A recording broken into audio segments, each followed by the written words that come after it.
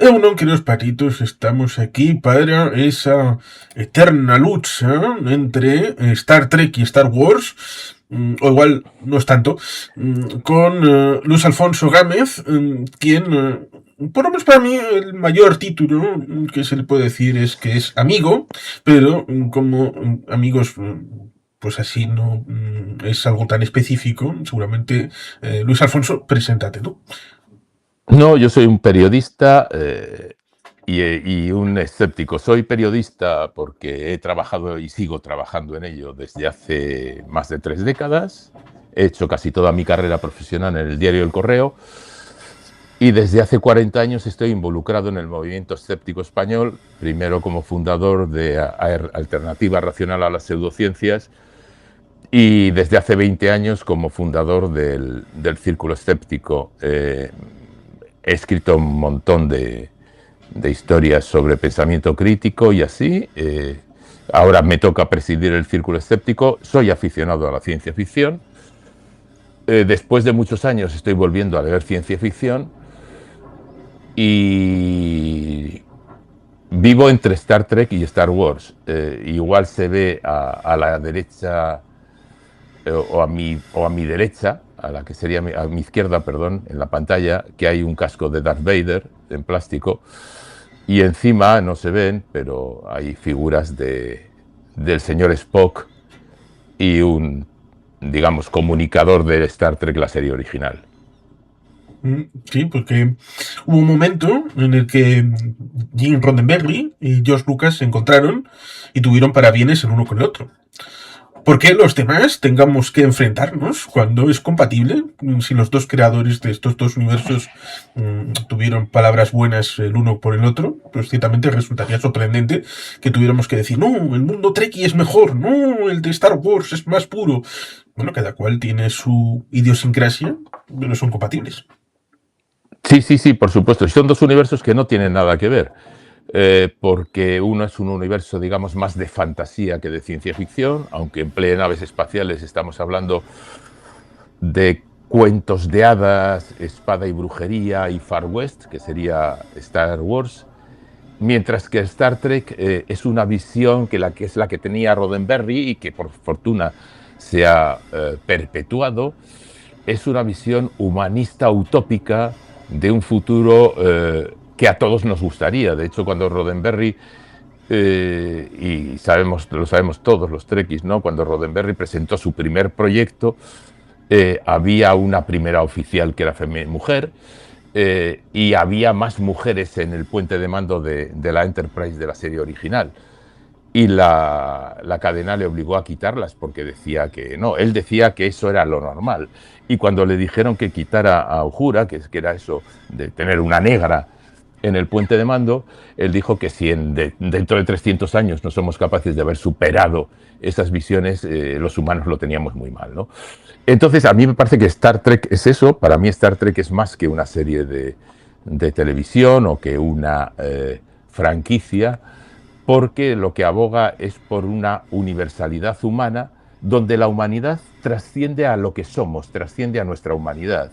Y la humanidad se transfiere a otros seres de otros planetas que a veces son muy poco humanos desde el punto de vista fisiológico. Sí, es algo interesante como esas tres primeras temporadas de Gene Roddenberry, reaprovechando escenarios, haciendo pues un poco de equilibrios con el tema de los guiones, a veces siendo un poco pillo, poniendo un poquito de picante por delante para que el censor pues no mirara la estructura de fondo, teniendo que hacer un primer piloto y luego teniendo que hacer otro para luego en la tercera temporada, pues con todas las dificultades que tuvo, que unos no querían.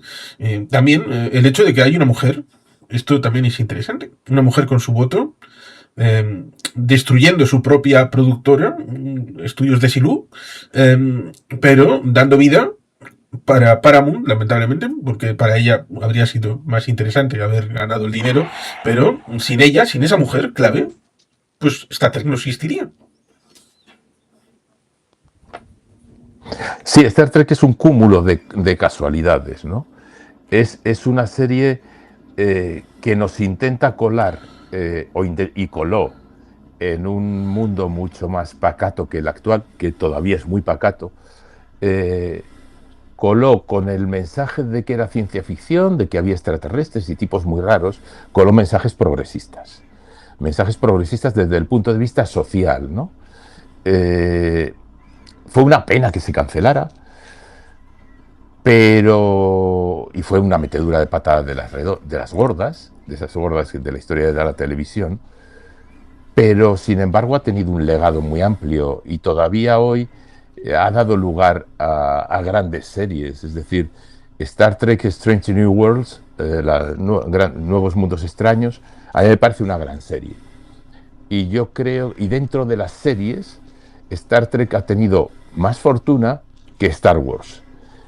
Star Wars, digamos, desde que la cogió Disney, eh, el éxito cinematográfico que haya podido tener ha quedado eclipsado por la banalidad, por el destrozar a los personajes y destrozar la estructura. Solo se salva para mí una película, una y media, desde que lo hizo Disney. Y en series ha tenido un poquito de mejor suerte, pero Star Wars es menos exitosa y tiene series menos buenas que Star Trek. Sí, efectivamente, tal vez habría diferencias respecto del legado, respecto del respeto del mensaje, respecto de el contenido antes y después de la venta, en el caso de Star Wars, pero es que también se da esa curiosidad respecto de que Star Trek, la película de Robert Wise, existe en buena medida gracias al éxito de Star Wars. Sí. Y el éxito de Star Wars existe en buena medida porque George Lucas lo quiso así, a pesar de que en el año 75-76 no estaba claro que se iba a estrenar, hasta el punto de que en esas navidades previas al día 25 de mayo del 77, a los niños le dieron un vale. Les dieron un vale por unos juguetes que tal vez iban a llegar unos meses después y estaban todos emocionados e ilusionados. Y solamente los fans movieron para que la película pudiera llegar a cines. Bueno, Star Wars, cuando llega la Guerra de las Galaxias, Lucas era muy escéptico porque lo pasó muy mal haciendo la película, como todos sabemos. Y era muy escéptico en el sentido de que están rodándose a la vez dos grandísimas películas, que son La Guerra de las Galaxias y Encuentros en la Tercera Fase. Y Lucas y Spielberg son muy amigos. Y en un momento determinado, Lucas visita a Spielberg, como todos sabemos, cuando está rodando la escena final del desembarco de la nave alienígena en la Torre del Diablo. Y le visita el hangar donde están rodando y... Lucas está convencido de que Encuentros en la Tercera Fase va a ser un bombazo y él va a fracasar con su película. Y le propone a Spielberg cambiar un 1% de los beneficios de Encuentros por 1% de los beneficios de Star Wars. Dice que sí y Spielberg dice que es el mejor negocio que ha hecho nunca. Pero claro, lo pasó muy mal para sacar adelante esa película. Y tú citabas cómo, y acertadamente, cómo sin la Guerra de las Galaxias no hubiera existido Star Trek, la película, que para mí es una muy buena película dentro del género. Y claro, es curioso porque si hace la Guerra de las Galaxias George Lucas es porque no consigue los derechos de Flash Gordon, del otro aventurero clásico de los cómics, que ahora no me viene el nombre, ¿no? Entonces se ve obligado a inventarse un universo. Y es curioso cómo se inventa el universo. De ese universo y de su éxito sale... resucita Star Trek, por una parte, se crea una serie que es un horror, que es Battlestar Galactica, que todos recordaremos y que aquí se estrenó incluso en cines los primeros episodios, con Lord Green, alias el jefe de Bonanza, a los mandos de la flota humana huyendo de los Cilones, que luego ha tenido una magnífica serie, Battlestar Galactica, a comienzos de los 2000, post-11S. Es decir, en el mundillo de la tele, como en otros mundillos, todo se copia, se recicla y en el cine todos van viendo por dónde van los éxitos, ¿no? Sí, también los italianos metieron baza ahí, porque Howard, el de Conan, que vivió poco, pues también cuando hicieron la película del 82, pues sus italianos también sacaron Espada y Brujería de aquí para allá. Y StarCrash, pues es una de estas cosas pues, raras. Ahí con esta Caroline Munro, también aparece el Michael Knight, ahí por ahí.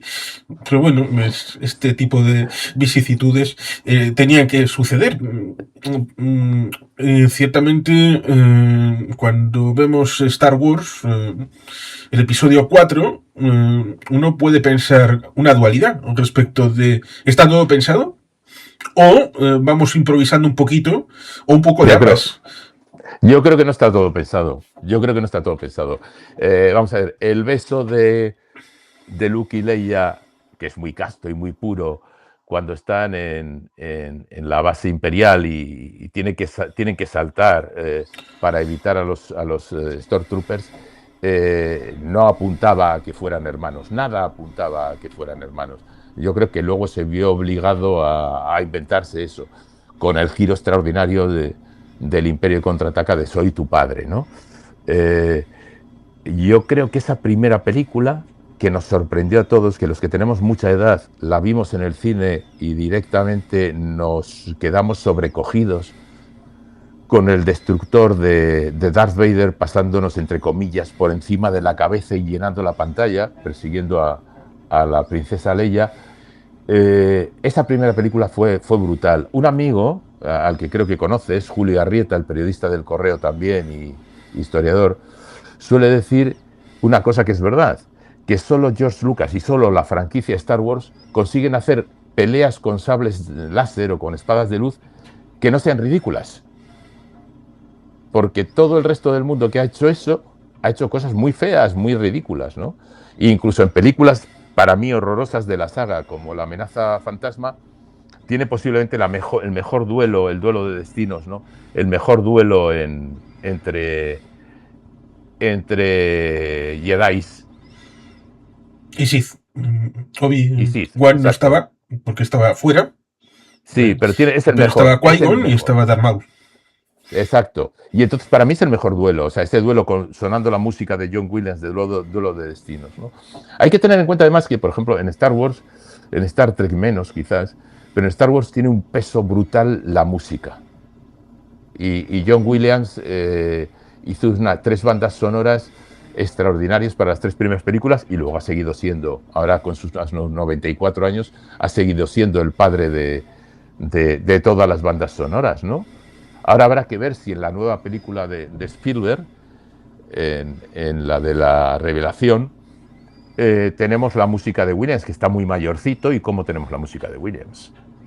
Sí, el tema de la música, hay un muchacho llamado Jaime Altozano, que creo que le conoce a alguna gente por ahí, en donde comenta el trasfondo que hay respecto de los temas, y supongo que es algo que pasó, por ejemplo, con Harry Potter respecto de El Señor de los Anillos a la hora de la continuidad, de tener muchos o tener solamente uno, y ese uno por supuesto sabe qué referencias ha tomado a la hora del tema de cada uno de los personajes o el tema general, y pasa en Star Wars y en Star Trek. Sí. En Star Wars es uno y en Star Trek pues bueno, pues van pasando Jerry Goldsmith, y luego van otros, cogen también el tema original de la serie, a veces, una vez sí, otras no. Simplemente cogen unas notas y las insertan al final de la banda sonora, como el guiño de mira, este guiño es a la serie original o a me da igual, o a la nueva generación, que forma parte también del canon. Pero en lo que decías del Señor de los Anillos, por ejemplo, de Harry Potter, que también es de Williams, pero el Señor de los Anillos y de la Guerra de las Galaxias, yo creo que son 2 grandísimas bandas sonoras. Entendiendo 2 como la música de toda la trilogía, ¿eh? La música de toda la trilogía 4, 5 y 6 y la música de toda la trilogía del Señor de los Anillos. Son bandas sonoras extraordinarias. En la Guerra de las Galaxias tú ves podrías estar viendo la película a ciegas y saber cuándo aparece Luke o cuándo hay un guiño a Una Nueva Esperanza o cuándo va a aparecer Vader, ¿no?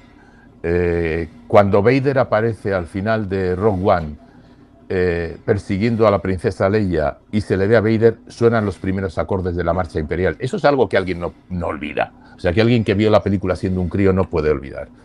Y eso es fantástico porque ha habido una comunión extraordinaria entre lo que es la imagen y la música. Y la música es lo único que hace salvable todas las películas que vinieron después. Desde mi punto de vista, digamos, de la saga, de las 9, si hablamos, yo creo, en las 4, 5 y 6, hasta el retorno del Jedi y el despertar de la fuerza, no está mal para ser un remake, pero luego el resto no me tiene, no soy fan, vamos. Sí, para mí tengo la hipótesis de que Rian Johnson estaba secuestrado y era un Skrull el que estaba dirigiendo el episodio 8, porque cuando luego uno mira Puñales por la espalda dices, hombre, pues este es el director del otro, y dices, no, aquí ha habido algo, eh, Sí, algo raro, el pero episodio, el episodio 8 es un sinsentido por todos lados. Y ya no digo el 9, ya no digo el 9, pero el 8 es un sinsentido. Yo ya desconecté, y hubo un momento en el que desconecté. Y es una pena porque quizás confiando más, a Disney igual le ha pasado como a Lucas cuando cogió y decidió dirigir él las películas de La amenaza fantasma y La guerra de los clones y La venganza de los Sith. Eh, Igual le ha pasado eso, ¿no? Que no ha sido capaz de delegar en un director, delegar en directores, como sí hizo en la que para mí es la mejor película, que es El Imperio contraataca, ¿no? Que es una película que, a pesar de no acabar, la puedes ver y volver a ver, y es una obra maestra para mí. Y justo casualidad es la que no dirige Lucas. Y eso igual es algo que tenían que habérselo planteado, y yo creo que a Rian Johnson posiblemente no le dieron libertad. Simplemente Disney quiso controlarlo, JJ Abrams quiso controlarlo, y pasó lo que pasó. tengo entendido que, bueno, el episodio 4 está dirigido por George Lucas, el segundo por Sí, Irving Kessner y el tercero por Richard Marquand. sí. Mm, En principio, el 7 está dirigido por JJ Abrams, el Mm. 7 presuntamente por Rian Johnson, pero yo creo que no. Y el No, noveno iba a ser dirigido por Colin Trevorrow, creo no recordar. me acuerdo. Pero luego le volvieron a traer a JJ Abrams para, bueno, haz las dos Para cosas. arreglarlo, Arregla esto y ¿no? cuenta lo nuevo. Para arreglarlo. Yo creo que JJ Abrams, fíjate, JJ Abrams ha trabajado en las dos, en Star Trek y en Star Wars. Eh, Sí, el tiempo el, desper Kelvin. sí, el despertar de la fuerza es un remake muy digno, pero es un remake de La Guerra de las Galaxias, de la después bautizada como Una Nueva Esperanza. Yo esperaba, y de verdad, no sé si te pasó a ti lo mismo, que el despertar de la fuerza, que los personajes fueran los personajes, los héroes de una nueva generación. Y realmente solo se salva Rey, los demás pasan por ahí, los otros dos, y no pintan nada en las películas. Como si los borraras de las películas no pasaba absolutamente nada. Entonces no consiguieron eso. Y JJ Abrams para mí no sabe, le falta algo, porque no acaba de con Star Trek pasa eso, ¿no? Tiene grandes efectos, tiene buenos actores, pero ¿dónde está el feeling de las películas, ¿no? Tiene mucho más feeling la película de Star Trek, de la original, la primera película de cine, que cualquiera de las películas, de las dos películas de Abrams, ¿no? Sí, el problema Para mí. con el episodio 7 mm, estaría en que te vuelven a contar otra vez la misma historia, pero bueno, la plantilla está bien, puede hacerse, siempre que haya otros personajes distintos. Empeñarse en volver a traer el ámbito de los Skywalker, pero con un elemento eh, porque en este canal he hablado alguna vez con otras personas de Star Wars, Perdidos en Hoth, que tiene un canal precisamente de Star Wars, o con Ricardo Ibars hablando de Star Trek. Y cuando hablamos de Picard, de la serie, Sí, me dijo grandiosa. explícitamente que no hiciera spoilers. Bueno, ya ha pasado tiempo suficiente y podemos decir que ese momento final con toda la tripulación en el puente de la Enterprise es algo que podían haber hecho en Star Wars y no hicieron de una u otra manera, porque no quisieron o porque no les salió o porque no tuvieron inventiva de volver a poner en el puente de la nave De la, del halcón Alcohol sería. de poner a Chewbacca, poner a Leia, poner a Han, poner a Luke, que habría sido volver a De hecho, poner. de hecho, de hecho, Picard es emocionante porque Picard, según la vas viendo, cuando llegas a los últimos episodios y sobre todo al último, lo que es nostalgia pura. Juega a la nostalgia del fan, pero está muy bien hecha y a mí me parece una serie extraordinaria, Picard. Bueno, también es porque está Sir Patrick Stewart, que no es moco de pavo, ¿no? Y a mí me parece una serie, fíjate que yo pensaba, y es una de mis decepciones por ahora, porque no he visto, según acabé de ver Picard, cuando la dieron, más cuando la estrenaron, yo pensaba que ya tenía claro cuál iba a ser la próxima serie de Star Trek. Pensaba que iba a estar protagonizada por 7 de 9 como capitana de una nave de la flota estelar. No sé si tú pensaste lo mismo. Sí, daba esa impresión. Y sin embargo, parece que eso se ha diluido, ¿no? Y 7 de 9 es un grandísimo personaje en el universo Star Trek. Sí, ciertamente en esas épocas, a caballo de la finalización de la nueva generación, estaba Espacio Profundo 9, Voyager, Capitana Janeway, uniéndolo con la capitana del inicio, de la que debió haber sido, pues bueno, pues es un remedar el problema unos años después. Ciertamente resulta curioso porque hay elementos que vinculan con la serie original, la serie original, la de la nueva generación. Sí. Con Q, John Delancey, que es curioso porque a veces la memoria te juega malas pasadas. Jonathan Frakes aparece después de John Delancey en la serie. Fíjate, no, ahora mismo no. Sí, Jonathan Frakes aparece después. Sí, Riker aparece después. John Delancey como Q aparece primero, antes del segundo de aborto. Oh, con lo cargante que es Q, de verdad. Es muy. Y luego aparece sobre todo en la segunda temporada de Picard. Sí, sí, sí. A mí Picard me gusta mucho. Reconozco que Picard me gusta mucho. Y no sé si has visto Nuevos Extraños Mundos, pero me parece una serie extraordinaria que me va a dar pena cuando se acabe. Christopher Pike es un gran capitán y su tripulación es muy interesante. He visto algunos capítulos, no estoy actualizado. Pero Pues te sí, la recomiendo. Pike, bueno, estaba Pike en el comienzo de la serie original. Exacto. También está el Pike del tiempo Kelvin, interpretado por Bruce Wingroot. Es cierto que aquí también está ese juego de lo que es el ámbito temporal, con el tiempo del almirante Kirk, luego está el tiempo del capitán Picard, y luego los diferentes ramales que pudiera haber. Me he traído para cada una un mapita, que podemos aquí, Eso es terrible. Sí. un mapa de los sitios. Sí, sí, Aquí, sí, sí, Imperio sí. Romulano, Imperio Klingon, ¿dónde estaría Imperio la zona Klingon. neutral? La Federación. En principio esto sería canon, ¿no? No ha cambiado. Sí, sí, sí, sí, sí.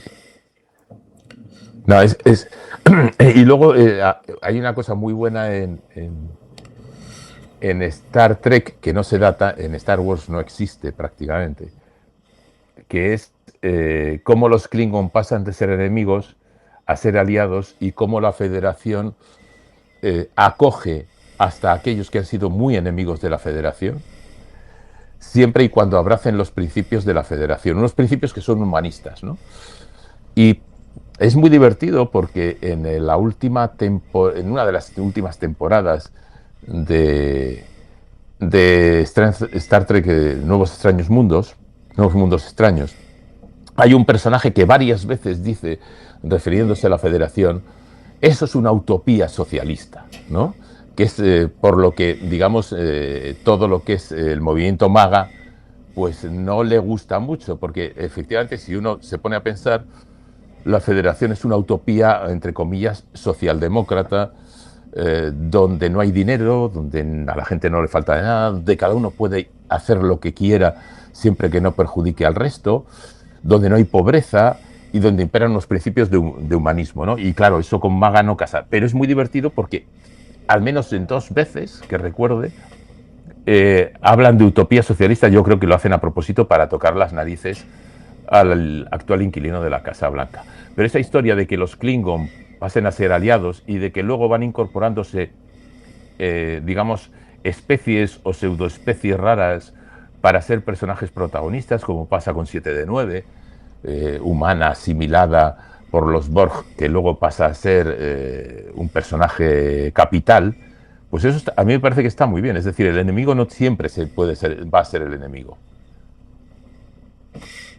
Es cierto que a veces el momento oportuno pasa y podemos ver en 1991 con una película, Aquel país desconocido, la caída del muro en el espacio. A través de la caída del Imperio Klingon, precisamente con un escenario parecido a la situación de Chernóbil, con aquella luna explotando. Y el viaje, que sería un poco también el remedio del viaje de Nixon con la búsqueda de la paz. Con lo cual hay elementos de nuestro mundo que siempre acaban permeando. Siempre, siempre.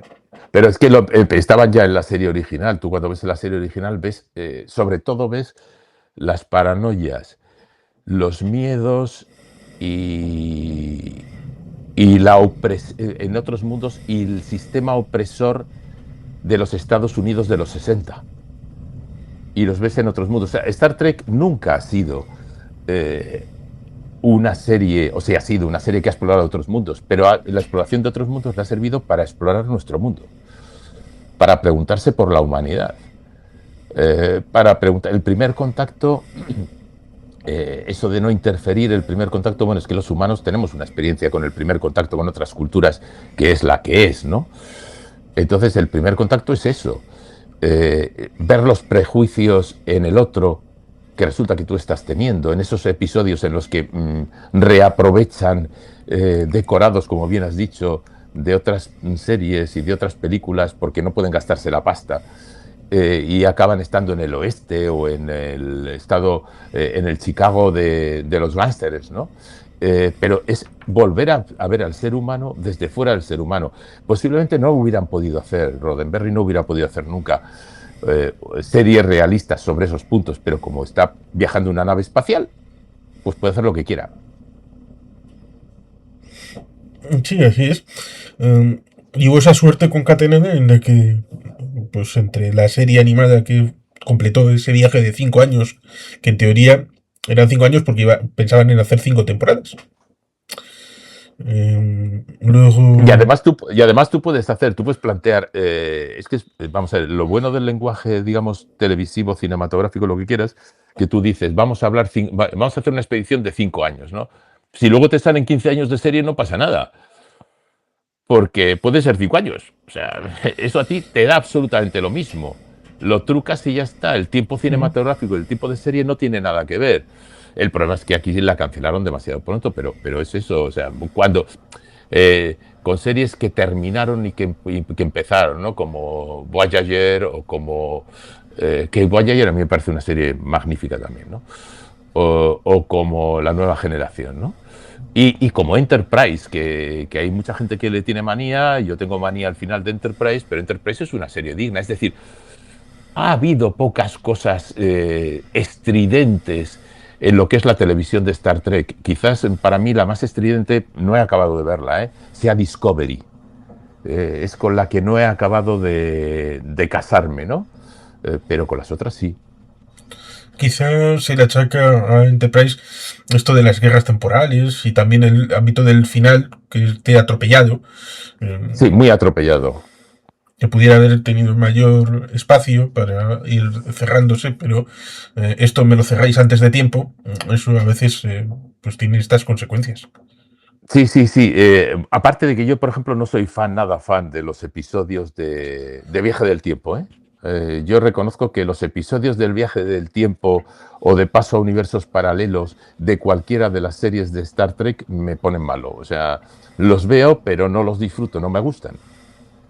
Es cierto que en la serie original había cosas que eran bastante curiosas. Una, buscar hermanos a Spock.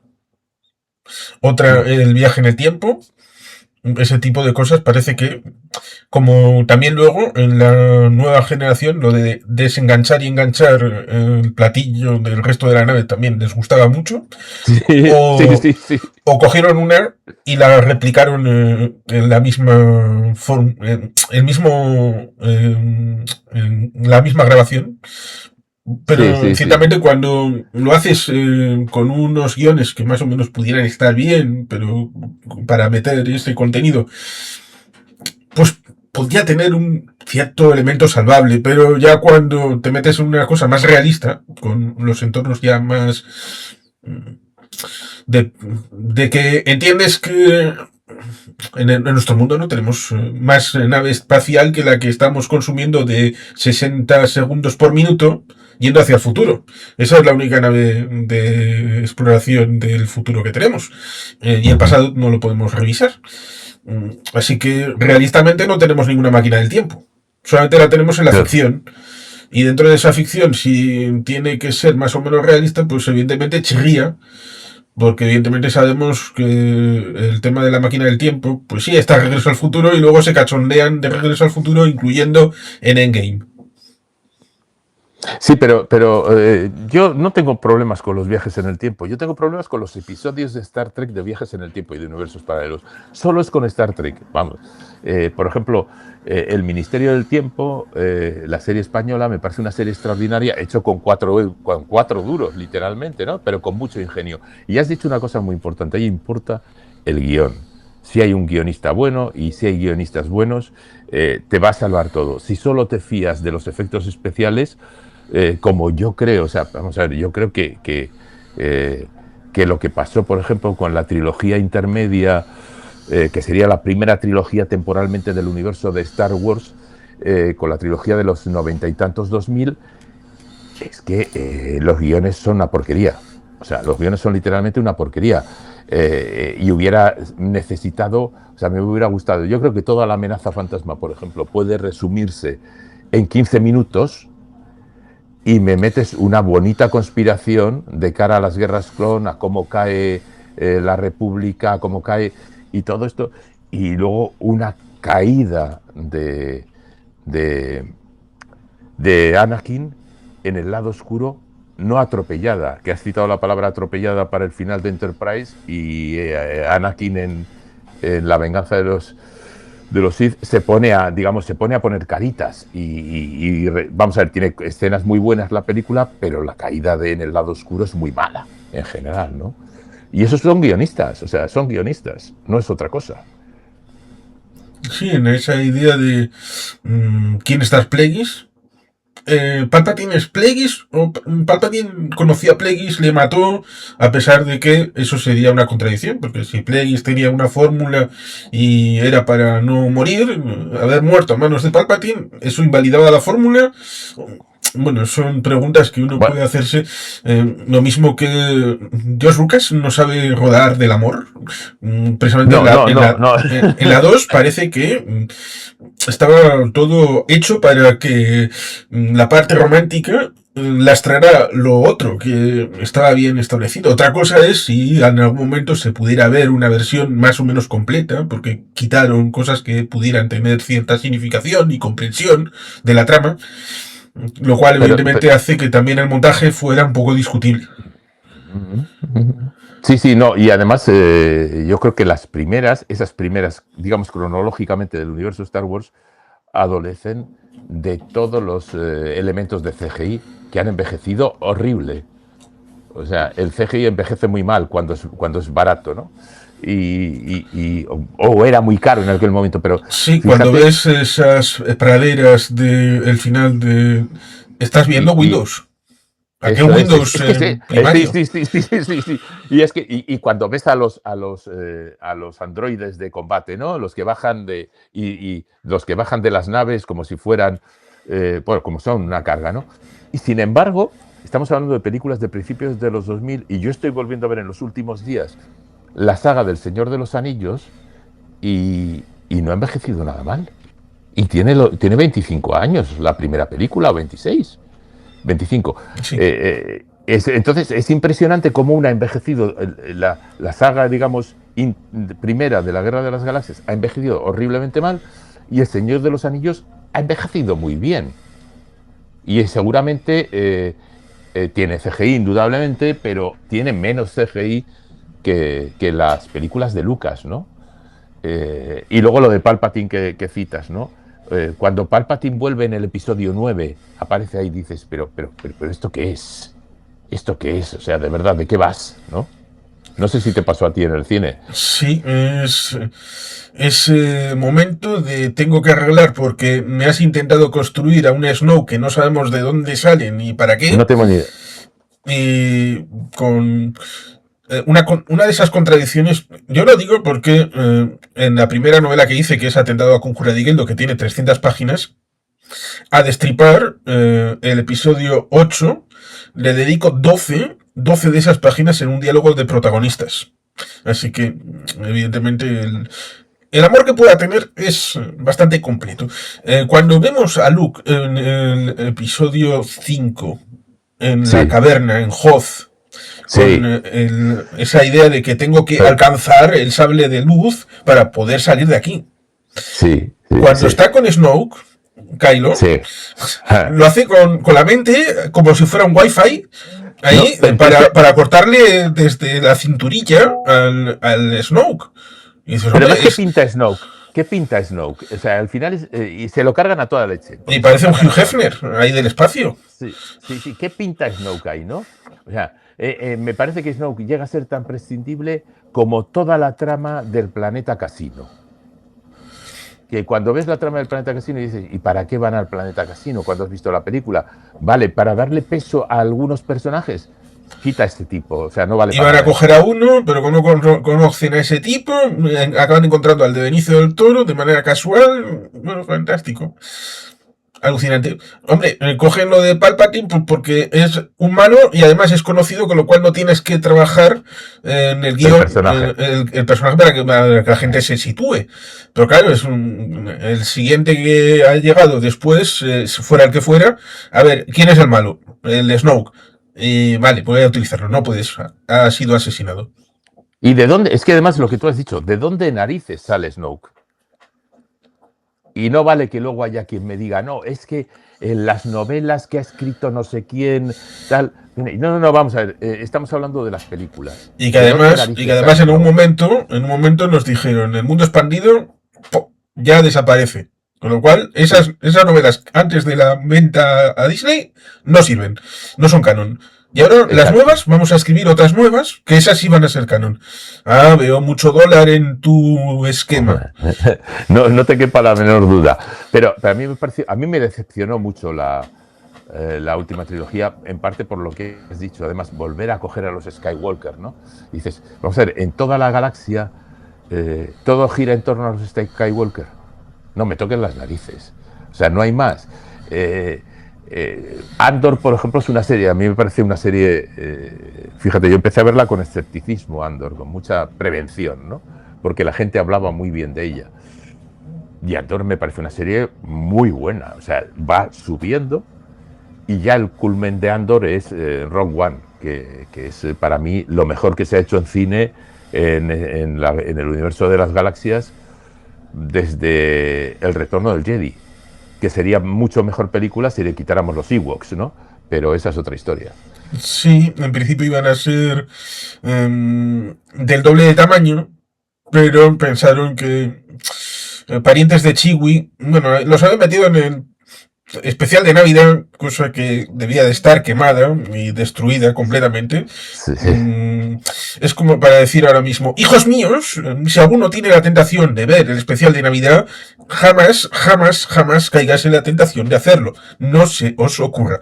Con lo cual, evidentemente, cuando pusieron los higos pensaron, vamos a hacerlo la mitad de tamaño y además son achuchables y divertidos, a pesar de que sean, pues, antropófagos y este tipo de cosas No, que sí, sí, pero sí, además, es otra vez Vietnam. Es Vietnam, sí, como la primera directriz en Star Trek. sí, sí, sí, pero es que además dices, vamos a ver, todos sabemos, y es parte del, entre comillas, del juego que entramos en Star Wars, que los Stormtroopers no pegan un tiro a alguien ni queriendo. que si le hieren a alguien con los láser es por error, ¿no? Pero vamos a ver, y se están enfrentando a unos monos que viven en la edad de piedra.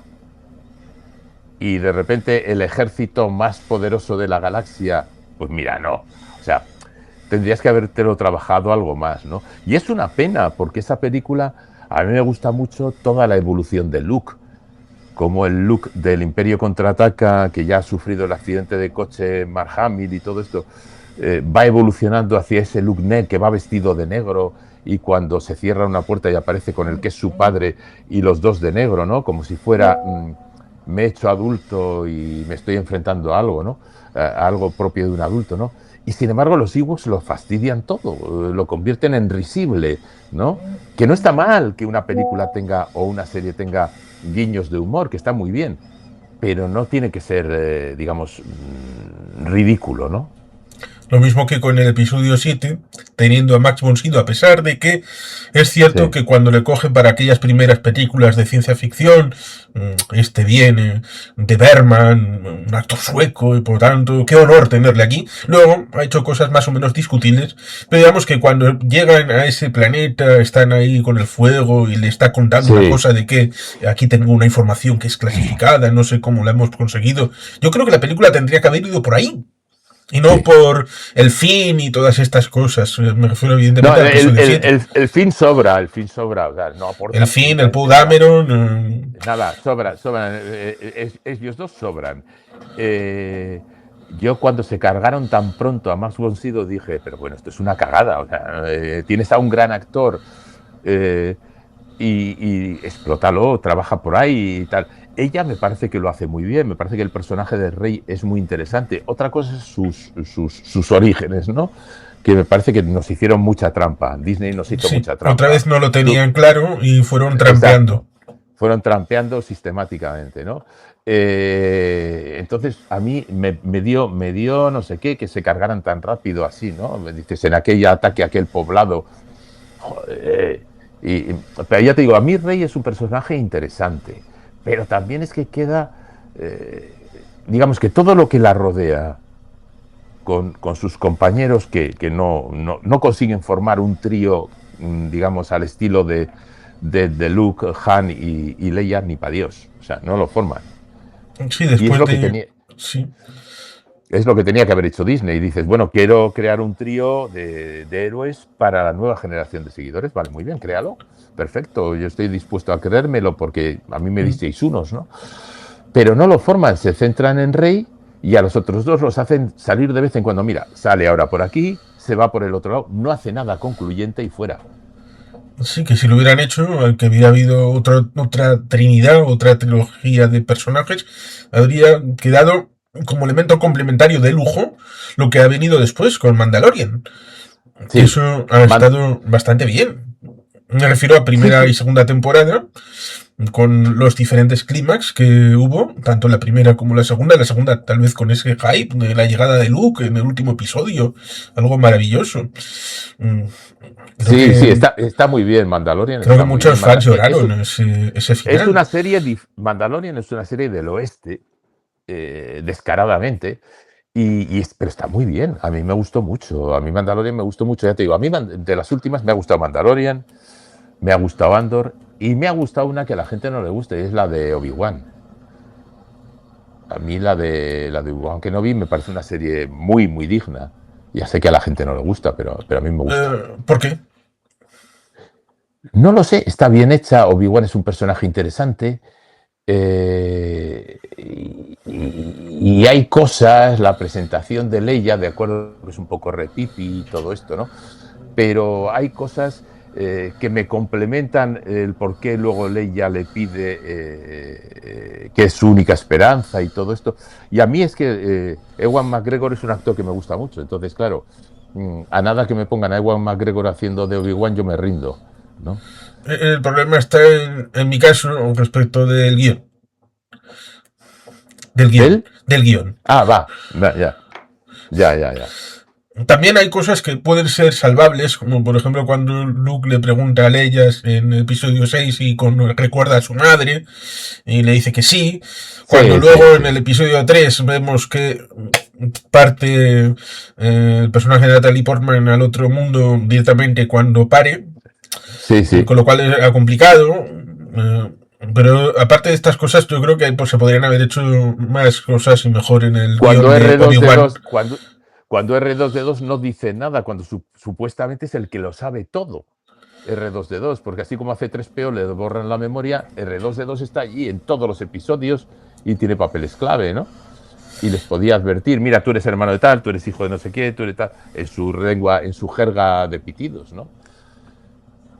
Y es cierto que yo le tenía confianza en una serie que no se hizo, que era Galles de la Nueva República. Eso creo que habría ampliado horizontes, conectado con mundos diversos, otros nuevos. Ahí estaría el sheriff aquel de Timothy Olyphant, que yo creo que era un papel razonablemente bueno, y el de Gina Carano. Yo le veía Sí, con sí, pero empaque. A Gina Carano se la cargaron, ¿no? Se la cargaron por trampista. Por trampista, efectivamente. Era un personaje interesante, ¿eh? Pero ahí habría que separar, porque a James Gunn, por hacer cosas parecidas, aunque un poquito más cochinas, le acabaron perdonando en Disney y cogiendo en DC. Lo cual Ya. dices, ustedes son unos hipócritas, Sí, porque, claro. a ver, le condenan a Gina Carano en Disney y Disney después de, oye, es que James Gunn, a la fuera, despedido. Ah, pero lo coge la competencia. Ah, ahora perdonado y te volvemos a... Hombre, no, tienes que tener un libro de estilo que sea coherente. No, no, no, vamos a ver, son empresas que juegan con cientos, miles de millones de dólares o de euros. No les pidas coherencia, el patrón es el dólar. El patrón es el dólar, así de descarado. No puedes pedir coherencia. Si fueran coherentes, yo qué sé, es que se habrían trabajado las cosas. Sabían que hicieran lo que hicieran con los episodios 7, 8 y 9 iban a llenar cines. Pero es lo mismo que cuando a mí me dicen Avatar. Yo vi la primera de Avatar y no he vuelto a ver Avatar. Me niego a ver Avatar. Me da igual. O sea, me da igual. Pero Cameron, ¿por qué lo sigue haciendo? No es que aporten nada, pero sabe que se llenan los cines y ya está. Es lo único que importa. El malvado James Cameron que desde Titanic, ¿qué nos ha Sí. hecho? Es No, a diferente a ver. la pregunta de la vida de Brian de ¿qué han hecho los romanos por nosotros? Bueno, pues James Cameron Sí, nos ha hecho una película en 2009, es decir, 12 años después de Titanic, que fue Avatar, y ahora estas sí, dos secuelas, que es alucinante. Vamos, sí. podrían haber hecho Eh, alguna otra cosa bien interesante y ha decidido no hacerla. Es Sí, malvado. estaba pensando también, cuando citaba a Cameron, en Ridley Scott, que unos amigos que solemos quedar para hablar de ciencia ficción de vez en cuando, el cachondeo que decimos es, hizo Alien y Blade Runner por accidente, porque luego, ¿qué ha hecho? ¿No? Digamos, memorable, ¿no? Memorable. Ya sí, Eh, porque luego te puedes encontrar la película esta llamada Gladiator. sí, Luego también te puedes encontrar una película pequeñita de 2003 con Nicolas Cage, aquella de los timadores y el título sí, que sí, tiene sí. TOC, que a mí me gusta, pero supongo que soy un bicho raro, pero tampoco es que sea memorable aquella película. Ya. Pero claro, cuando luego intenta enriquecer el universo Alien con Prometheus, se pega el galletón desde el punto de vista de película, ¿no? Es ridícula, la mires por donde la mires. Cuando Empezando por el Alien, guión. cuando Alien es muy sencilla. Alien es, meto un bicho en una nave. Alien es como la guerra de las galaxias. La guerra de las galaxias es, ¿cómo hago de un campesino un héroe? Ya está. El viaje del héroe famoso de Campbell. Toma, ya está. Ya. Y Alien es, meto un bicho malo en una nave y hay que matarlo. Y ya está. Pero luego se pone a filosofar, a coger las ideas, vamos a darle una trascendencia. Y vamos a ver, depende. Mira, no eres Kubrick, lo siento. No eres Kubrick. La ciencia ficción tiene sus normas y hay autores que han hecho muy buena ciencia ficción y ciencia ficción para reflexionar y tú hiciste Blade Runner y ya después, pues poquito. Sí, efectivamente, volvemos a señalar que 1977 fue el año que fue el parteaguas. Cambió la ciencia ficción, completamente. Porque estoy pensando, por ejemplo, en una película del año anterior, como es Logan's Run, La Sí, fuga de Logan, que evidentemente no se podría haber estrenado en 1979. no. Con los decorados de cartón piedra que tiene encima, o sea, es que todos, vamos a ver, es que rompen todo. O sea, Spielberg y Lucas en el 77, mira, yo me acuerdo que las películas se estrenaron en el Astoria. Creo que la primera se estrenó Encuentros, La Guerra de las Galaxias, no me acuerdo cuál fue la primera, pero estuvieron seguidas en la cartelera en la Astoria, Encuentros en la tercera fase y La Guerra de las Galaxias. Entonces, esas películas lo cambiaron todo. Cambiaron el sentido del taquillazo, ¿no? El taquillazo ya lo había cambiado Spielberg con Tiburón y con esas... Y ya nada fue Por igual, lo que si tú te sirve de dices. referencia, creo recordar que la primera emisión en España fue en el Cinemaldi, en el Festival de San Sebastián. Sí, señor, sí, señor. Sí, señor. Un poquito después supongo que se No, estrenaría en los cines. tardó meses. O sea, el En Cinemaldi diciembre, tal fue... vez. No, fue febrero-marzo. Febrero-marzo. Tardaron bastante en darse. Fue efectivamente en el Cinemaldi en septiembre del 77 y fue en el 78 cuando las vimos digamos, en los cines, ¿no? Yo me acuerdo de la historia de Bilbao porque yo vi en la historia de Bilbao Tiburón, Encuentros en la tercera fase, vi un montón de películas de Alien. Claro, para mí es el cine en el que yo vi esas cosas. Y me da pena que ya no exista, pero bueno, esas son cosas que pasan, ¿no? Sí, al final, en el entorno de Bilbao, pues quedan los cines que hay. Lo más Sí, céntrico es la Lóndiga, sí, sí, exacto. y luego está Zubiarte, y Ujú. por el exterior pues tienes el Max Socio, el Yelmo, y no demasiada cosa Sí, más. voy a ver si miro en el ordenador, en el otro ordenador, cuándo estrenaron, porque lo tengo publicado en la web, cuándo estrenaron Encuentros en la tercera fase, porque, ya te digo, fueron seguidas y cuando miras las carteleras de la época, o sea, cuando miras en el periódico El Correo, miras que entonces estaba en la página 2 la cartelera del cine, a veces alucinas con la cantidad de películas impresionantes que coincidieron en pantalla en los años 70 y principios de los 80. Pero, te parece una cosa absolutamente increíble que esas películas se vieran, aparecieran en pantalla.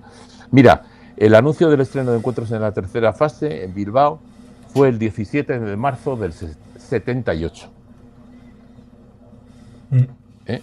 O sea que fue... ahora estaríamos celebrando los 48 años del estreno de Encuentros en Bilbao y del estreno de La Guerra. Ojo, y del estreno de La Guerra. En aquel cine historia en el que dieron Terremoto, dieron El Coloso en Llamas, tenían el sentido, el sistema Surround que decían y todo eso, ¿no?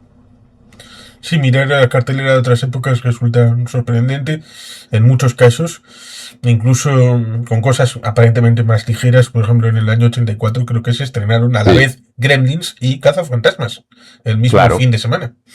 claro, claro, claro. Es que eso era impresionante. Ahora está todo súper planificado, digamos. Van a vender el máximo, si coinciden es un mal rollo, pero en aquel entonces de repente te encontrabas una cartelera, 4 o 5 películas. Lo gordo es que han pasado a la historia. A veces las 4 o 5 han pasado a la historia, ¿no? Y eso es muy impresionante. Yo no tengo tan buena memoria de ver las Star Treks en el cine. Sí vi la película original y a mí me da igual que sean malas muchas veces, ¿no? Porque lo que quiero es que me lleven a este universo del señor Spock y compañía, ¿no? Que es un personaje, pues lo mismo que Vader es el personaje icónico de la Guerra de las Galaxias, por mucho que parezcan Luke, Han y Leia, eh, yo creo que el auténtico protagonista de Star Trek es nuestro amigo el Vulcano. A pesar de que yo sea herético, y a mí me gusta más Kirk sobre Spock y Riker sobre Picard. Yo es que, mira, pues fíjate, no coincidimos en nada, porque yo soy de Spock, a mí me gusta Kirk, pero yo soy de Spock y soy de Picard, soy fan entregado de Picard. Janeway me gusta mucho, lo reconozco. Eh, Janeway me gusta mucho, mucho, mucho. Me parece que es un acierto y que es un personaje muy, muy potente. Espacio Profundo 9, pues bueno, no me parece una serie buena. Disfruté mucho con ella, he disfrutado, la he visto varias veces. Y quizás el episodio inicial se me hace un poco cargante. Ese doble episodio inicial con el capitán recordando por qué viene ahí, ¿no? Y por qué está en la estación, ¿no? Se me hace un poco cargante, y su edad y todo esto. Si hay quien dice que lo mismo que hay una posible reordenación de las películas de Star Wars para el orden cronológico, o el orden machete, como a veces Sí, algunos lo llaman, sí, en Star Trek habría la distinción bastante más sencilla de las pares son las buenas y las impares sí, serían las sí, sí, sí, prescindibles.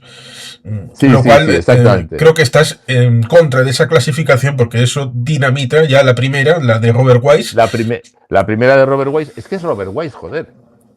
Es que es Robert Wise, vamos a ver, es que está muy bien y luego dices, pero es que es de Robert Wise, es que está muy bien.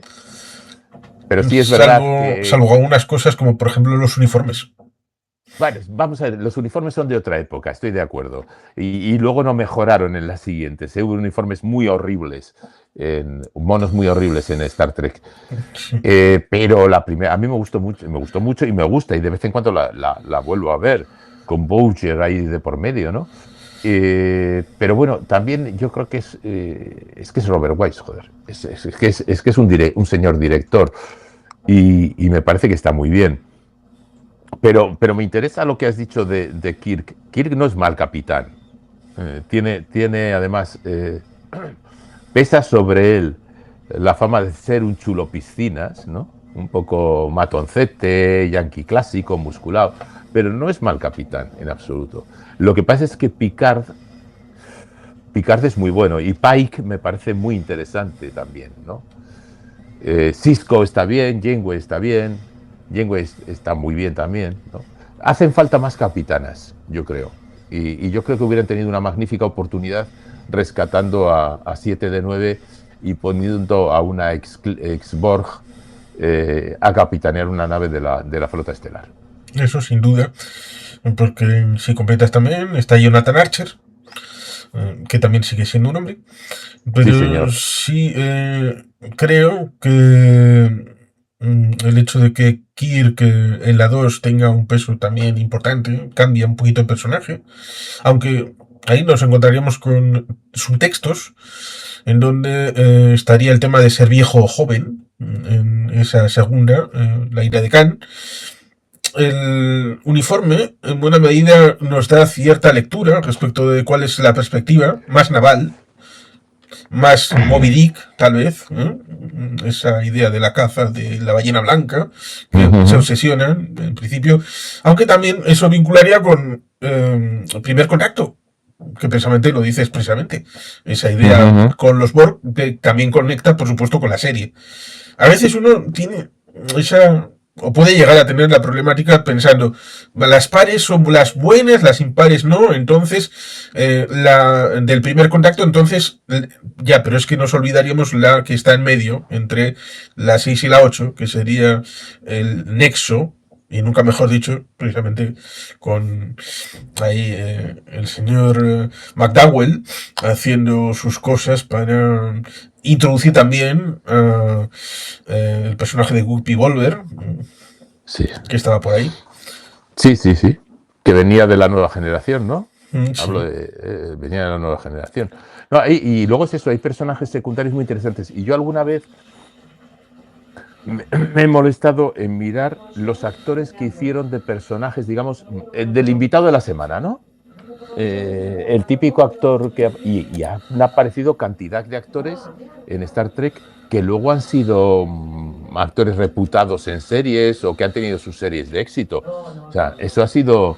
Han pasado muchísima gente que luego ha sido, entre comillas, una estrella en Hollywood, una relativa estrella, ¿no?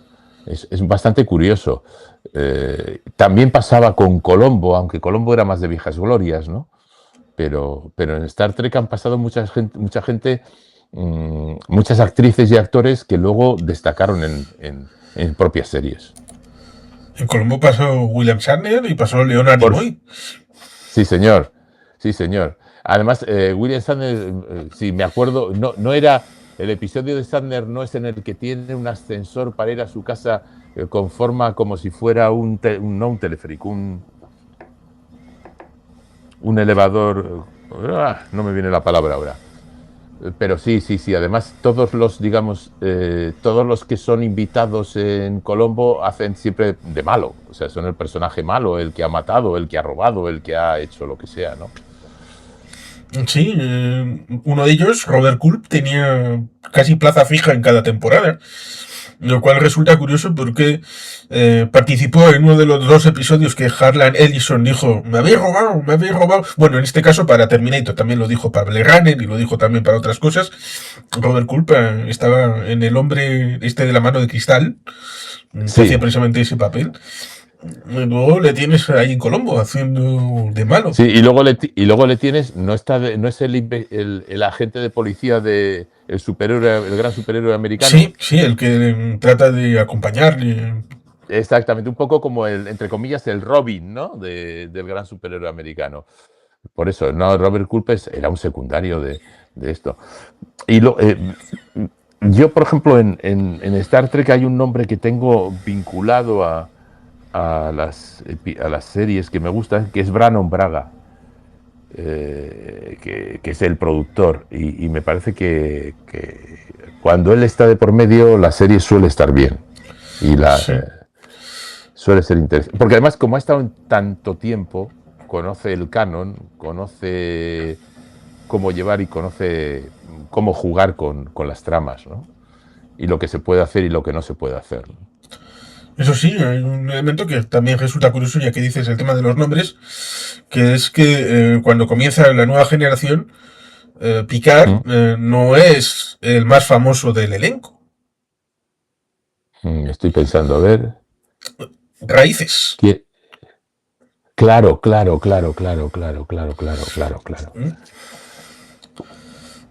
Fíjate, pero además ahí tienes 2 negros en la tripulación de la Enterprise. Sí, Michael Dorn haciendo de Worf, que es el nieto de la conspiración de la película del 91. Pues fíjate, va creciendo el universo. Y resulta curioso porque él es el que hacía de su propio abuelo en la película del 91. Pero y luego aparece también en Espacio Profundo, ¿verdad? Sí. Aparece en Espacio Profundo. Sí, estoy viéndole con el matrimonio con la Trill.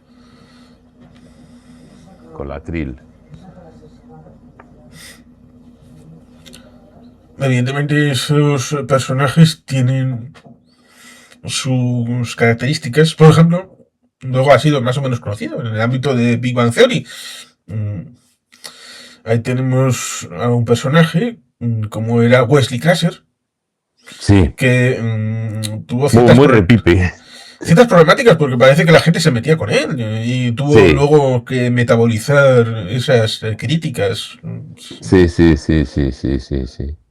Y luego en Big Bang Theory se cachondean un poco de ello, pero ya lo tiene asumido, ya es un tío 20 y tantos, 30 años mayor y ya lo tiene asumido, ¿no? Ya se le ha pasado el Wesley Crusher de Star Trek, que además no aparece en tantos episodios. Yo creo que no aparece en tantos episodios porque no tendría buena recepción. Porque es el típico personaje que los guionistas crean para el estudio para atraer a un sector del público, o por lo menos eso me pareció a mí. Y vamos a traer a los jóvenes, pues mete a un adolescente, ¿no? Entre comillas. Y mete al hijo de la doctora. Pues metes al hijo de la doctora, pero luego ya se va por ahí y todo esto, ¿no?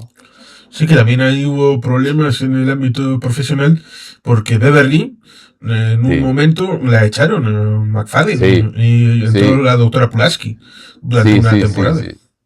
Sí, ya me acuerdo de aquel cambio. Son estas cosas que hacen en las series que a veces las hacen porque los echan, otras veces las hacen porque el actor recibe una oferta para ser protagonista de su propia serie y hay actores que han aceptado ser protagonistas de su propia serie y que la han pifiado, ¿no?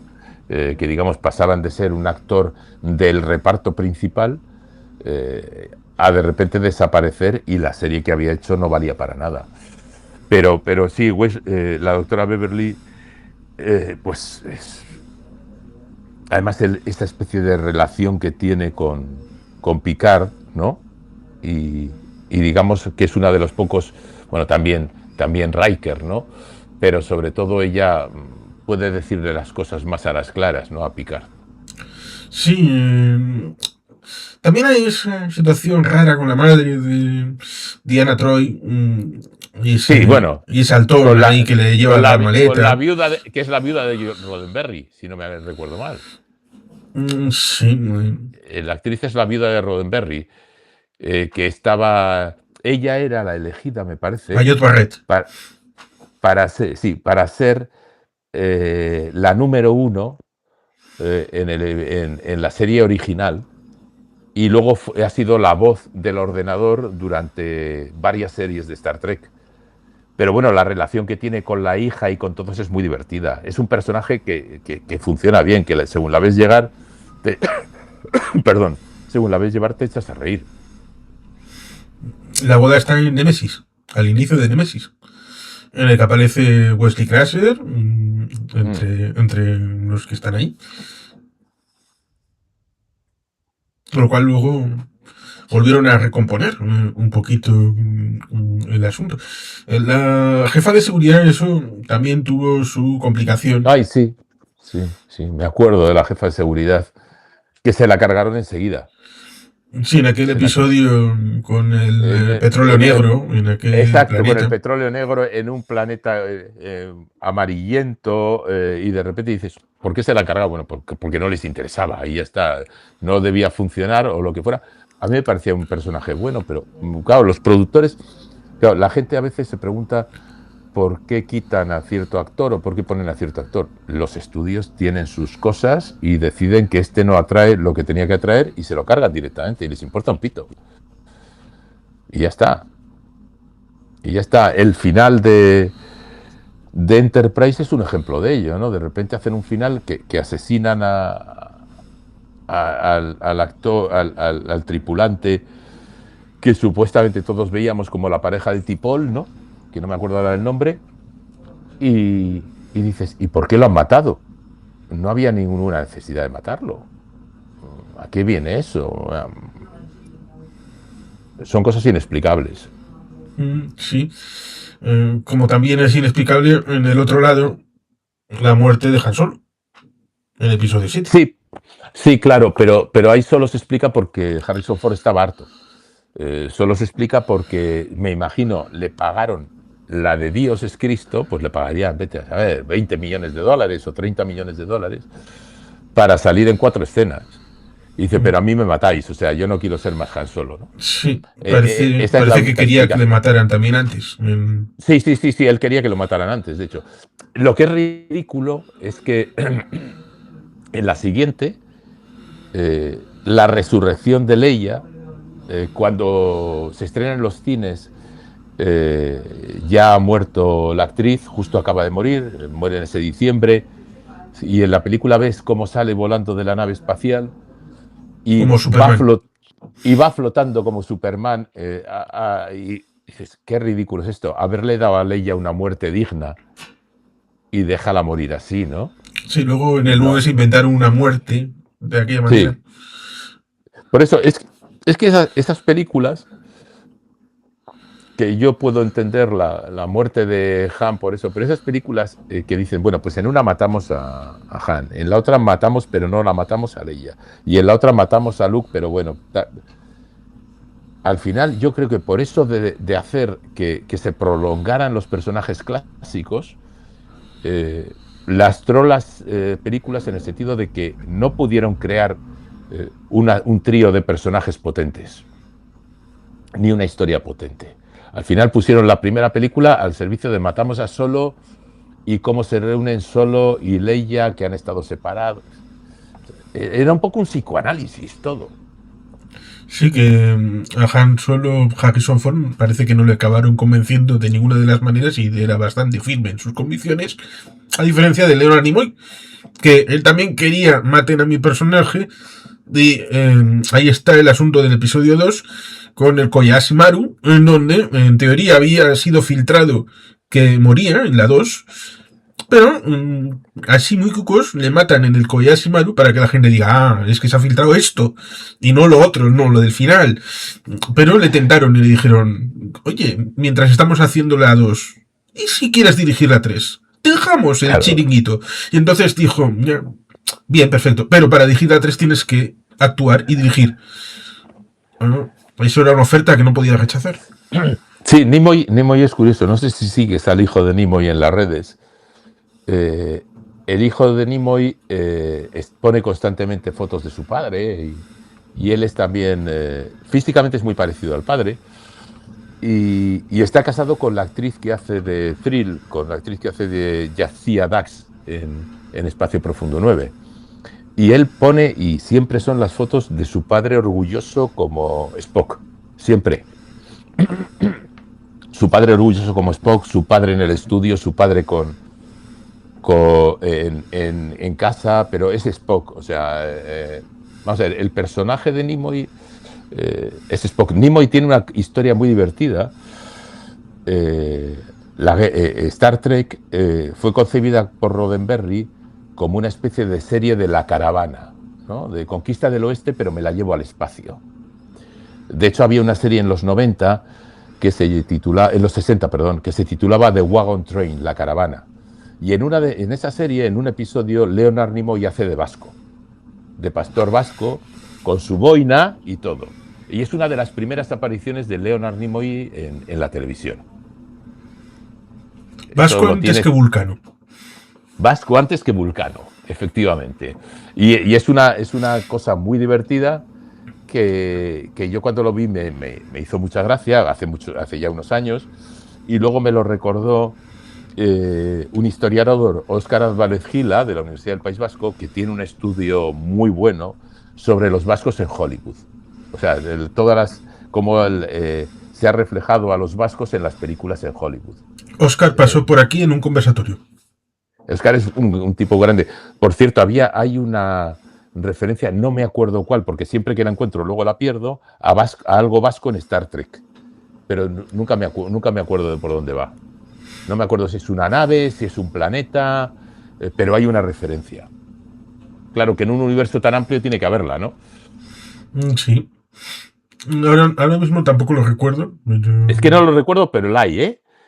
La hay. Y como tengo ahora dos ordenadores, pues voy a ponerlo a buscar a uno, porque no me sale. Ya lo buscaré en otro momento.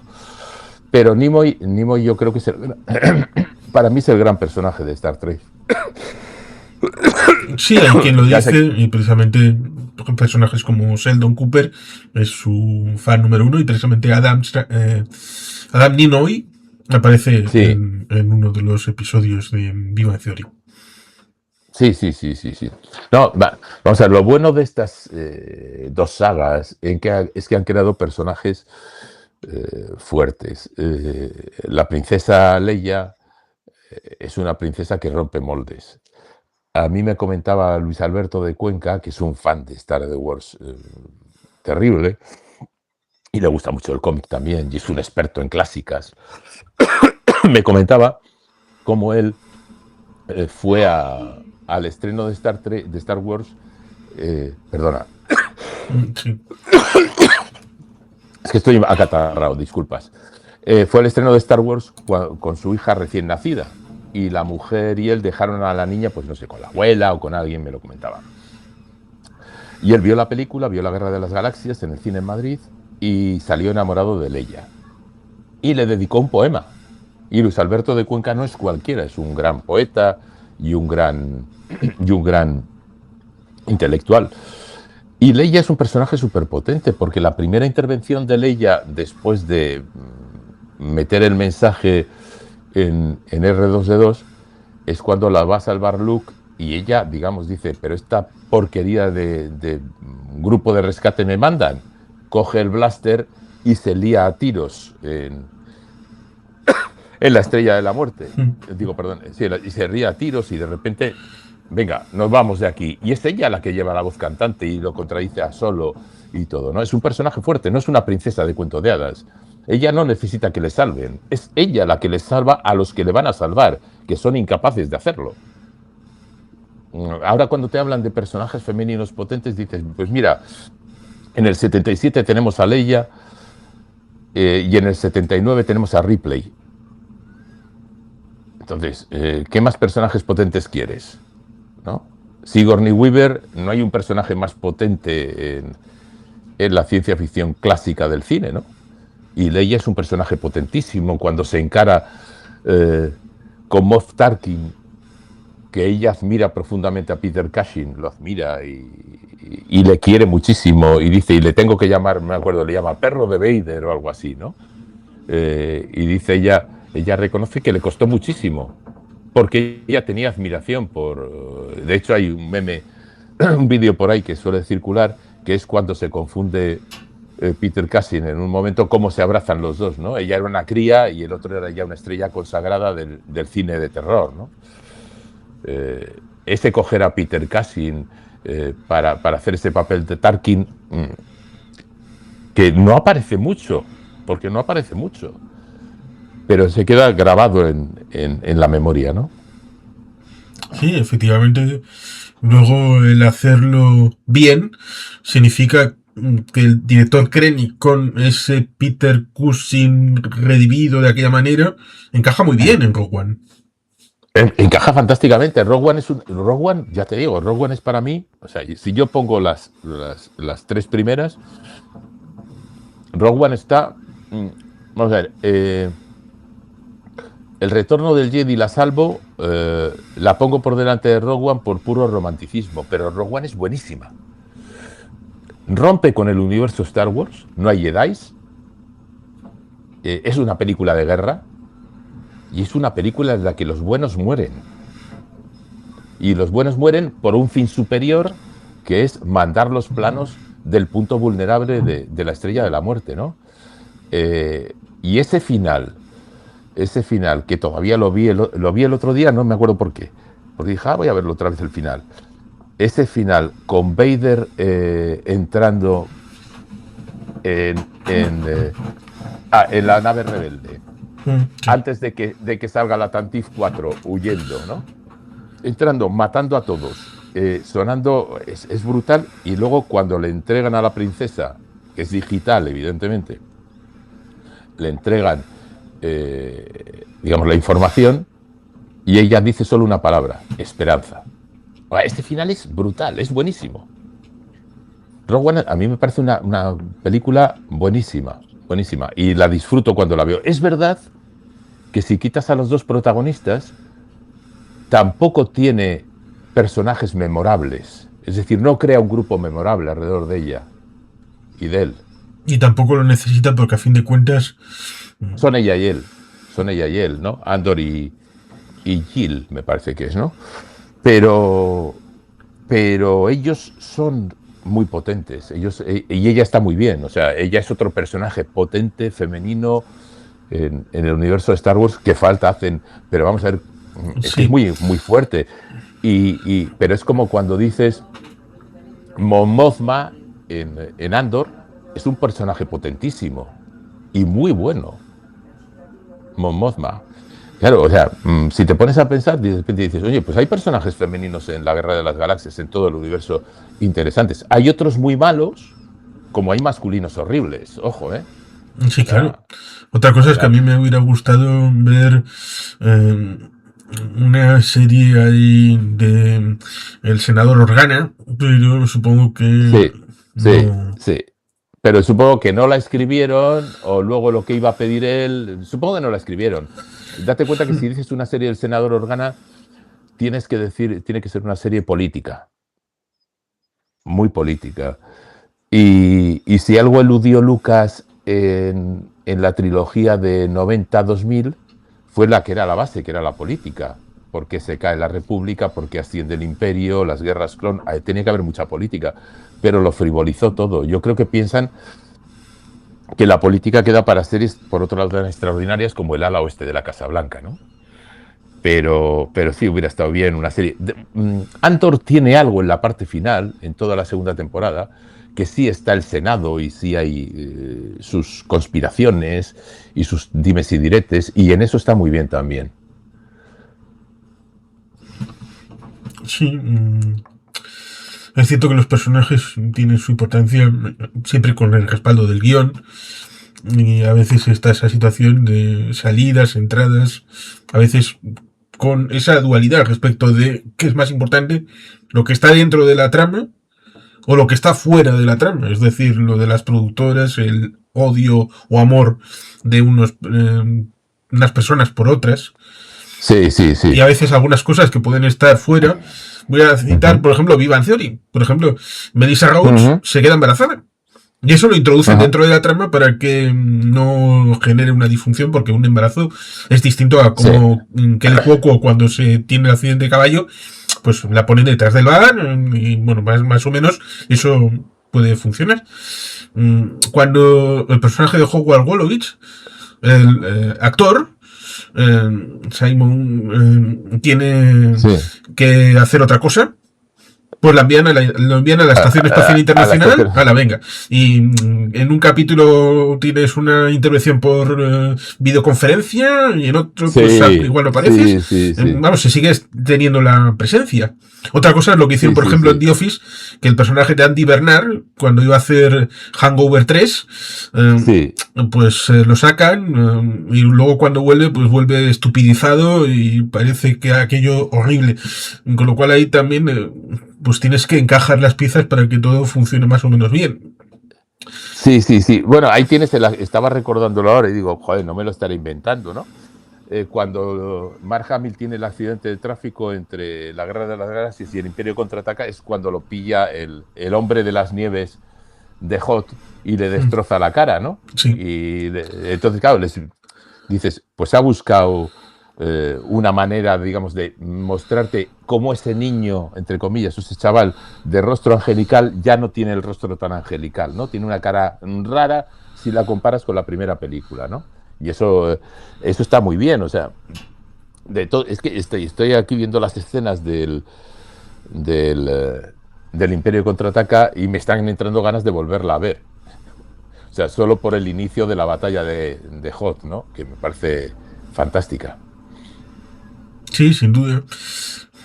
Por eso, Y fíjate, está hecha con motion, stop motion, moviendo muñequitos y moviendo naves y moviendo no sé qué. No, no estamos en un universo digitalizado.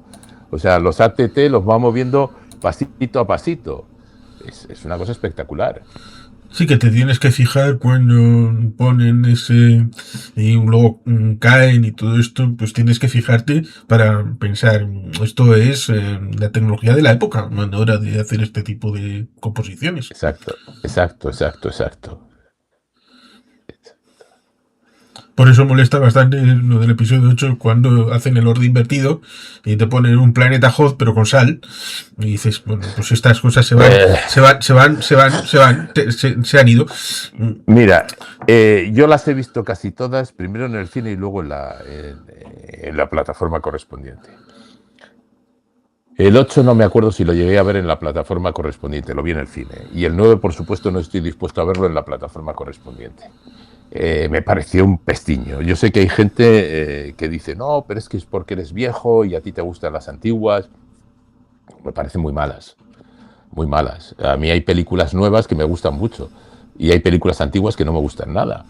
Pero el episodio 8 y el episodio 9 son horribles. O sea, son horribles. Prefiero volver a ver Solo, que sin ser una gran película es divertida. ¿Eh? Con fallos, pero prefiero volver a ver Solo. Sí, que eso también tiene el hecho de que digan, es que solamente puede ser Harrison Ford. ¿Por qué? Claro, claro, ¿por qué? Pero es lo mismo, o sea, claro, es que dices, no, pero El puedes problema, trabajártelo, el como lo que problema pasó con está, Obi-Wan Kenobi, ¿no? sí, el problema está en que solo se comió el marrón del episodio 8. Ya, eso es sí, sí, sí, Que la gente sí, vio sí. que era el episodio 8 y dijeron, ya nunca más, no vamos a ver nada más de lo que venga. Bueno, pero vino después Solo, y es una película digna. Es una película No digna. es Rogue One, pero es una película que se No, deja no, ver. no, pero es una película, exactamente. A mí quizás lo que menos me gusta son la escena del tren, pero bueno, me da igual. Pero comparada con episodio 8 y episodio 9 me parece una obra maestra. O sea, es que episodio 8 y episodio 9, episodio 8 es muy malo y episodio 9 es todavía peor, ¿no? O sea, yo me acuerdo que cuando yo vi episodio 8 en el cine, puse un comentario, todavía era Twitter, y puse un comentario en Twitter diciendo, tenían que haberse cargado toda la trama del Planeta Casino con la China y Finn, con Finn y la mecánica china, porque vale muy bien, que aporta multiculturalidad, pero es que no aporta nada a la trama, es simplemente un episodio bien quedas. Sigo pensándolo, ¿eh? Sigo pensando que esa trama es bien quedas, nada más. Voy a dar puesto a un personaje con rasgos orientales y a un personaje negro y les va a dar media hora de película. Pero ¿para hacer qué? ¿Para hacer qué? Podías haberlo hecho perfectamente de otra manera. O sea, si crees realmente en ello, haber desarrollado los personajes, pero no les metas ahí un pegote, ¿no? Yo creo que es algo que, por ejemplo, como espectador de Star Trek, los espectadores de Star Trek nunca nos, o sea, a mí no, nunca nos ha importado si una trama la protagoniza un Klingon, y los Klingons son lo más parecido en el universo Star Trek a los negros humanos, por decirlo de alguna manera, ¿no? De hecho, se juega mucho con eso. Si lo protagoniza cualquiera de los personajes orientales de las series o un no humano. Entonces, yo creo que ahí la cagaron en el 8. En Star Trek, en buena medida, en un momento dado, los Klingons eran los soviéticos. Luego han Sí, podido sí. ser interpretados como los negros. En Exacto. un momento dado, los Klingon eran blancos. Luego apareció Sí. Michael Dorn, siendo negro. No ha pasado nada, no hay ningún problema. No, no ha pasado nada, no hay ningún problema. Además, lo bueno del universo Star Trek es eso, no hay ningún problema. Y no hay ningún problema en que a mí me hacía mucha gracia cuando Benjamin Sisko y Yatsia Das en Espacio Profundo 9 se ponían a hablar de sus juergas, como el simbionte, el del simbionte y de Benjamin Sisko cuando el simbionte estaba en un cuerpo de hombre, ¿no? Que eso, claro, le incomodaba un poco a Benjamin Sisko, y a Worf pues le incomodaba todavía más, ¿no?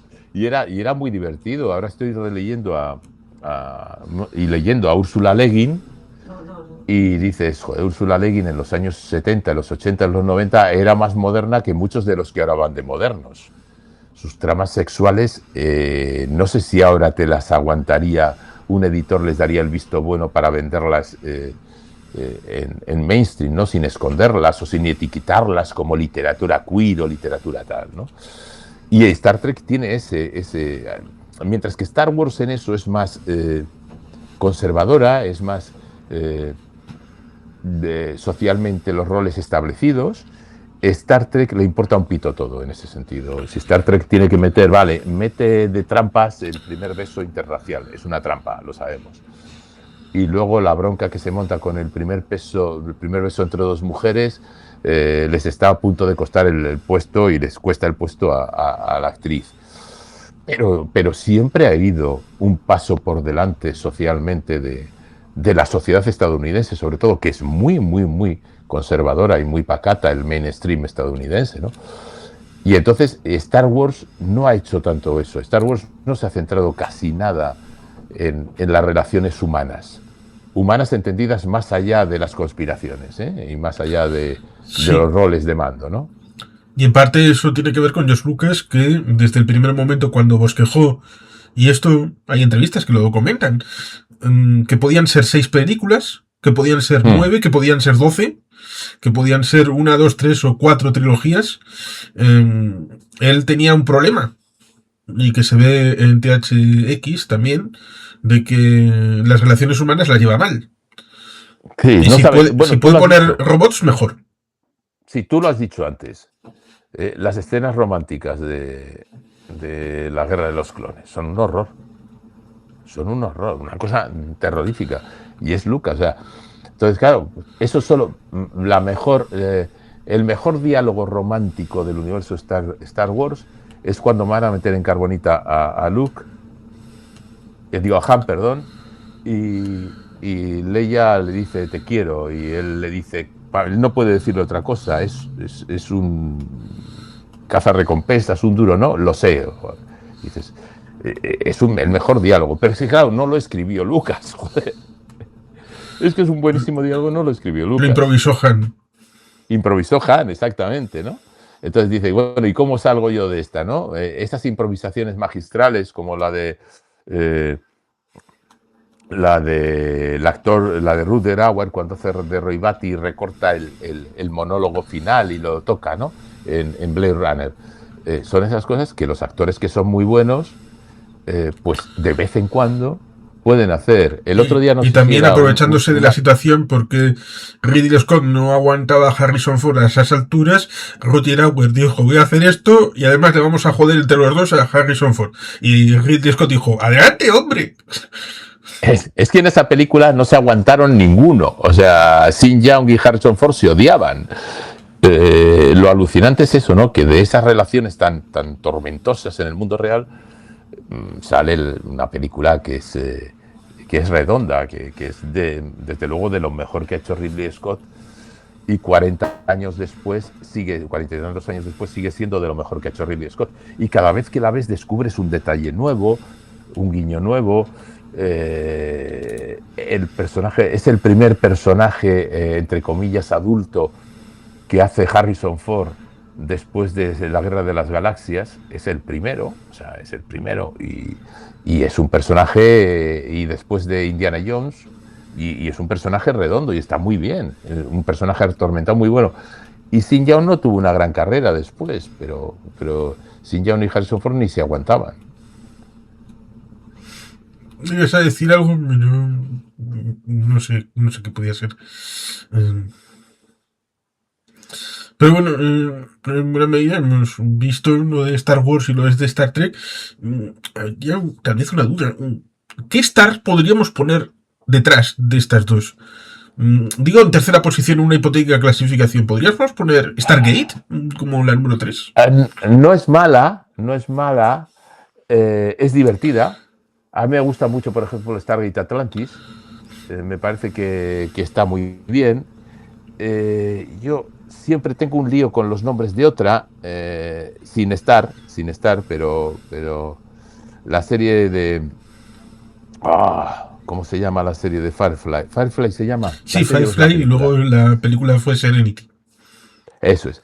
Firefly me parece una serie extraordinaria. Extraordinaria. Me acuerdo cuando empecé a verla, que me chocó mucho la música, porque la música es de western. Y luego te das cuenta que es simplemente un western. O sea, los yankees saben hacer western, hay algunos que saben hacer western bueno, y a mí me dio muchísima pena, yo la vi muchos años, 3 o 4 años después, pero me dio muchísima pena la cancelación. Pero si hablamos de Stargate,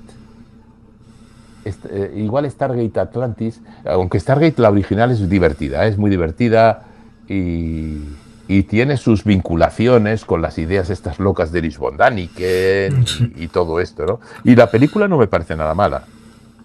Me parece que para lo que has hecho esto después, una película muy aceptable, con una música épica buenísima y una peli muy aceptable. Y luego, ya te digo, Atlantis, que no sé si la has visto. Sí, 2 veces. Por eso te digo, Atlantis a mí me gustó mucho. Es una serie que me gustó mucho. Y también la he visto 2 veces. Por eso precisamente. Y algún día la veré una tercera vez. Que es curioso que también hay la casualidad. Porque Roland Emmerich, lo que quería después de haber tenido las teorías estas locas de Erich von Däniken, que para descanse y todo esto, pues quería hacer una trilogía. Pero no le cogieron la idea y quisieron hacer otra cosa. Él se metió en Independence Day y al final esa idea de trilogía se convirtió en una serie que fue SG-1. Sí, SG-1, está muy bien. Hablas de Däniken.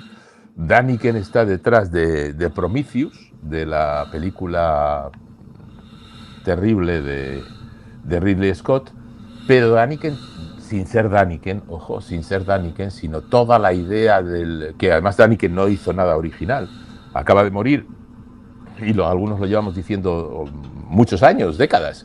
Däniken no inventó nada, Däniken no dijo nada nuevo, solamente fue el que tuvo suerte y pegó el pelotazo. Antes de Däniken está Charles Fort, en 1919, y después de la aparición de los primeros platillos volantes están Desmond Llewellyn, Beasley Leportrange, Louis Powell, Jacques Bergier, Drake, y luego llega Däniken, que les plagia a todos ellos.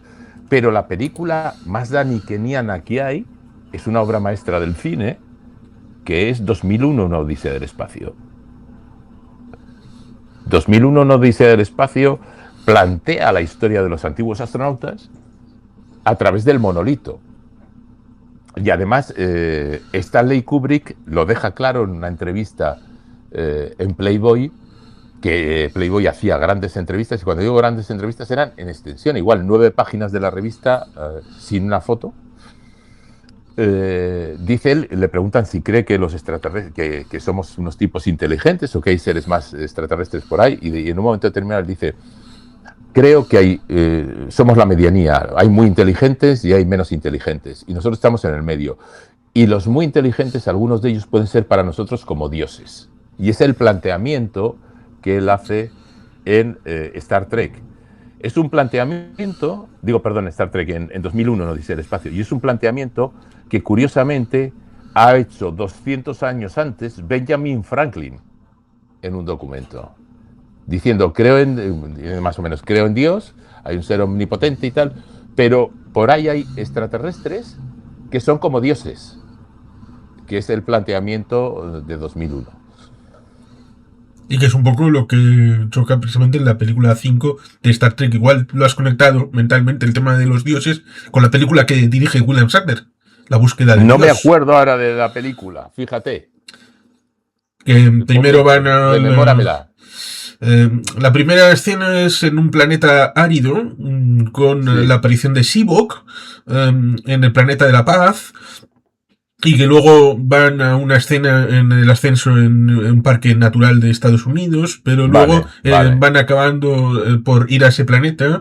Hace Uhura el baile exótico en la parte de arriba del montículo, secuestran la nave, tienen que ir a un lugar que está dentro de un círculo de poder, que casi como si fuera un lugar exótico, y tienen que entrar, y ahí es donde se encuentran a Dios, y bueno, pues esta situación de la liberación, la liberación del peso y de la culpa, y eso es un poco... Fíjate que además es en la nueva generación o en Espacio Profundo, en la que... No, Espacio Profundo, ¿no? En la que se explica...